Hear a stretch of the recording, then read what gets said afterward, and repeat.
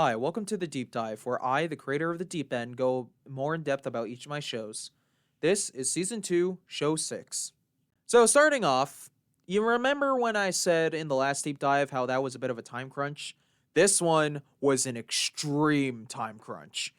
Firstly, I hadn't gotten the script done until 4 a.m. the Sunday or into Monday prior, and getting all of the sounds, like the pre-recorded messages and the sound effects and whatnot, was all done like a few hours before the actual show. And while I did get them all done, it was having me very panicky. I was trying really hard to make sure I had everything, because the last thing I would ever want for any of my shows is to show up with nothing. And one of the things I had to do, like as I was like preparing for the show, I had to like have my laptop next to me to listen, because I didn't give myself the best explanations of what each of the sounds were. Because typically, I type a little name for the sound file, like, oh, this is uh, bots powering up, or this is this bot talking. But I didn't give it like specifics, which I do ratify in a later show, but it's something that makes me get very nervous and upset about, because I was kind of like hyping this up in my own mind to be way better than all the other shows I've done so far. I will say though, as I was panickingly making the sound bites, I noticed that I was getting a lot better at editing in both like how I arranged the voices, and also in how I made the voices. Like they're just essentially DJ and Groton's voice, but now I've added this extra robot layer, which I had to like tweak around with for a little bit. Luckily, not too much, but it was still something I had to make sure I got right, because when you play this back on radio, if it's like very hard to understand, then might as well not even exist.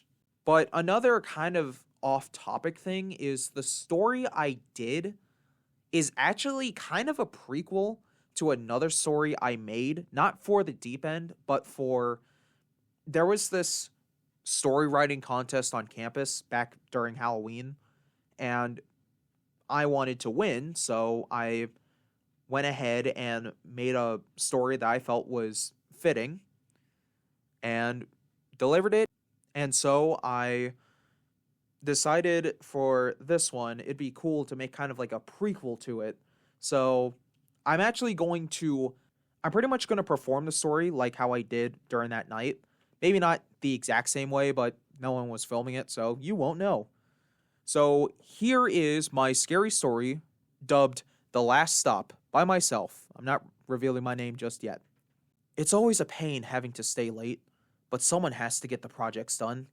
Though this time it's extremely late, and not having a car proves to be a challenge again. No bus runs this late, and I'm not paying for an Uber after what happened last time. There might be a train running, or I could walk. Nah, this city is not safe enough for that. The train station is quiet. Let's see. Darn, all these trains are already done for the day. Guess I do have to. Wait, what's that noise? Oh, good, it's a train. Hopefully it isn't about to close down. Okay, it's here, but what line is this? There's no number. Whatever. Even getting slightly closer home would help. A man is coming out of the train. He looks to be the conductor. I ask him where the train goes. He tells me anywhere a station is. Sounds too good to be true, but I really need to get home. So I tell him where he can drop me off. As I go to give him cash, he declines, telling me it's free, increasing my suspicion more, but I'll take it. I head into the dimly lit and empty train and take a seat. The conductor heads to the control room, but before he closes the door, he tells me something odd. There's nothing funny around here. Do not laugh. If you must, then show no fear. And then the door closes. Don't know what his vendetta on laughter is, but I have no reason to even chortle. The train finally gets moving, so I sit and look out of the window. The night scene is actually rather calming. After about 5 minutes, the train stops at a station, and the conductor comes out. I look through the window to see the conductor talking to a small child. It seems to be giving the same spiel to the kid. Soon after, the kid gets on, but they head to a different train car. Wonder what they're doing here alone. Are they also trying to return home? Or are they trying to run away from it? The train starts again, so I go back to looking out the window. Everything is peaceful once more. But in only 3 minutes, I hear laughter. Not just any laughter, the innocent laughter of a child. Not sure why the kid's laughing. Maybe they're watching something funny, or perhaps they're remembering a joke they heard. The laughter is a bit infectious. I feel like a chuckle is climbing up my throat, but it halts when the laughter abruptly cuts off. The silence is deafening.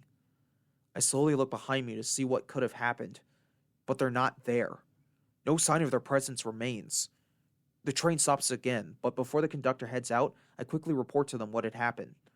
The conductor just shakes his head and continues what he was doing. I feel sick. I try to keep my head down and ignore the constant passengers and laughter that always gets cut off. How many have there been? I don't know what's worse, the fact that there is no evidence of them being there in the first place, or the conductor seeming to not care. Has he seen this happen multiple times before? Am I next? I really need some kind of reassurance that everything will be all right. Oddly enough, it all seems so funny to me. A bit too funny. Oh God, I'm laughing too. I can't seem to stop. Is this what they've all felt? I see something odd. It's so cartoonish and silly. It's getting closer to me. My laughter's increasing. It reminds me of something. Last time I laughed like this, I was on laughing gas. If my theory is correct, I should be able to resist the effect. Here goes nothing. Those once cartoonish features now reveal something incomprehensible. I'm afraid. What do you think is better, being ignorant but happy, or knowing and depressed? It's a shame they saw what it really looked like before they were taken. Some might consider the creature to be malicious, but it's just following orders, as am I. You might wonder why I never seem to mourn my passengers. It's because the ending never changes. No matter how far you climb to the top, everyone always ends up at the last stop. And that was the last stop by me.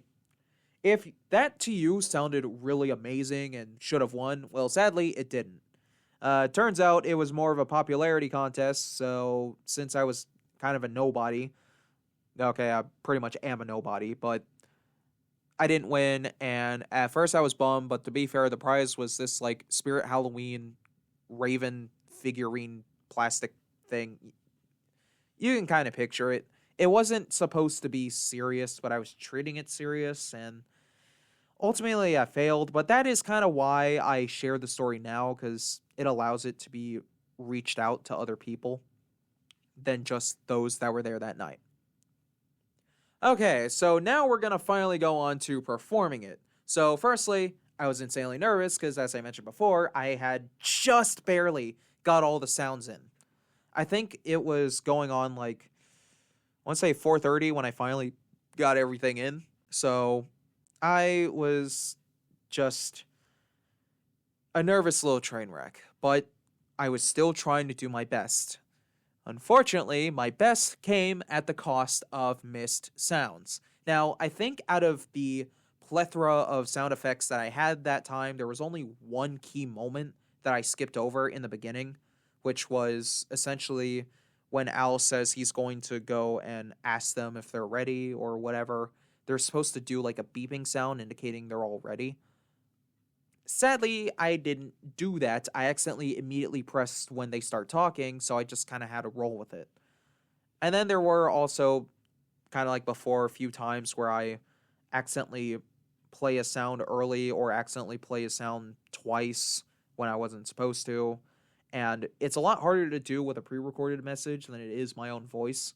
But then, speaking of those pre-recorded messages, because there were so many, ultimately, it kind of felt automated.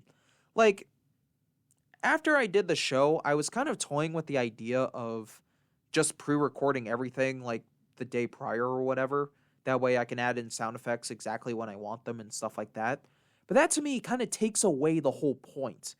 I want those mistakes because I want to get better at them. even with later shows, I don't necessarily correct them, but I at least learn from them and learn how to recover from them. But most of this was just kind of the bots talking or me talking in the pre-recorded message, which when I listened back to it kind of sounded natural, but also sounded like it was obviously pre-recorded, which I mean is a given considering that there was automated voices, which obviously I can't sound like a robot. I mean, I can sound like a monotone person, but I can't sound like a robot. By the way, it kind of made me realize that if I'm going to do pre-recorded messages again, keep them at a minimal, and same with other sound effects. Now, when it came to listening, ultimately, even with its mistakes, I thought it was a solid show. Like, this is where I truly got to craft my, personal beliefs and ideas, my creativity, my editing skills. Even if it wasn't the most perfect that it could have been, I still feel like this was one of, if not the best show at this point. And after it was done, I was like, I'm at ease. This big thing was done. I was kind of, from the start, I was leading into this show specifically. Which means now, for 7, 8, and 9, yes, there's only going to be 9 shows this season too, it was time for fun.